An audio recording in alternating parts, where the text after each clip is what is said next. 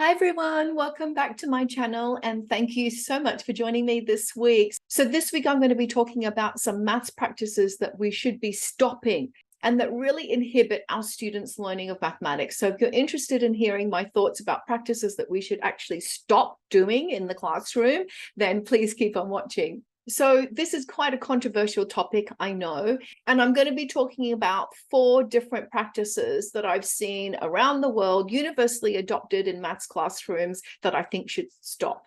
And the first thing is the hands up. We should be stopping that hands up approach. In other words, if we ask a question to the class and ask our students to put their hands up, who is actually going to put their hand up?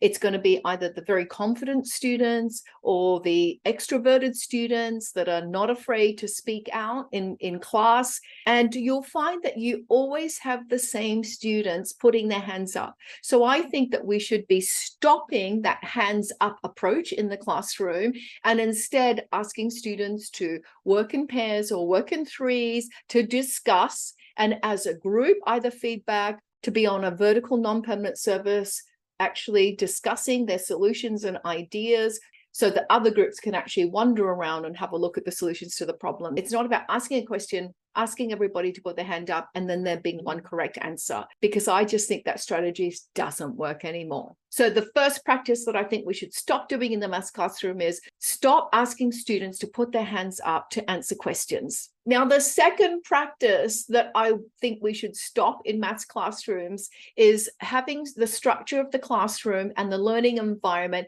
as single file desks.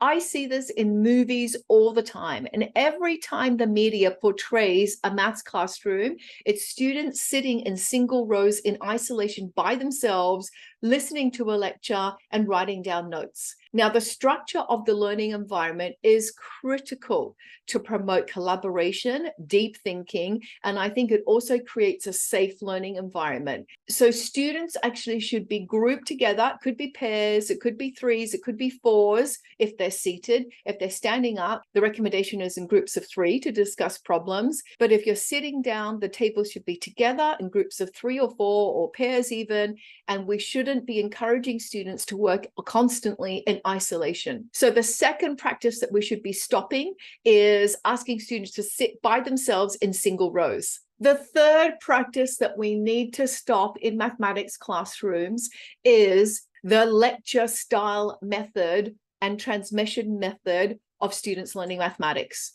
So we don't want our students to be passive learners sitting there listening to a lecture for 45 minutes and taking notes necessarily. We want our students to be actively learning. So another practice that I think should stop is lecturing for more than, let's say, 10, 12 minutes continuously in a class and asking our students to sit silently and passively to listen.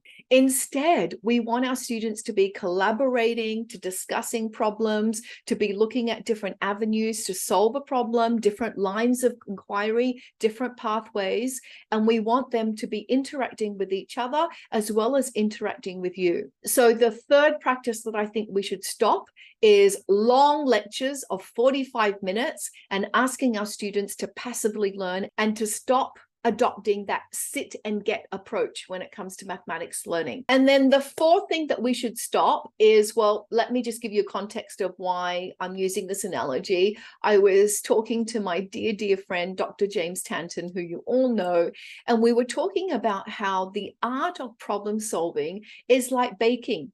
But a lot of the time, the classroom approaches the whole of mathematics learning like if we were just beating eggs, drill and kill the whole time. And we actually see mathematics as joyous, creative, like a souffle.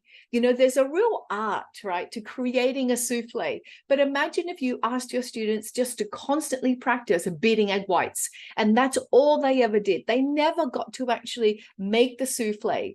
Now, that's the same in mathematics learning. Mathematics is creative, it's beautiful, it's joyous, it's exciting for us. So why are we asking our students to constantly whisk egg whites and not create the souffle, not really see that beauty in mathematics and to experience the art of problem solving in mathematics in so many different contexts? So the fourth recommendation I have that we should stop in mathematics lessons is the constant drill and kill with no authentic context, and let our students experience making a souffle, not just beating egg whites. So they're the 4 practices that I think we should stop doing in the mathematics classroom. 1 is no more hands up.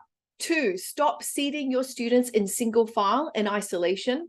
3, stop the long lectures of 45 minutes where your students are passively listening.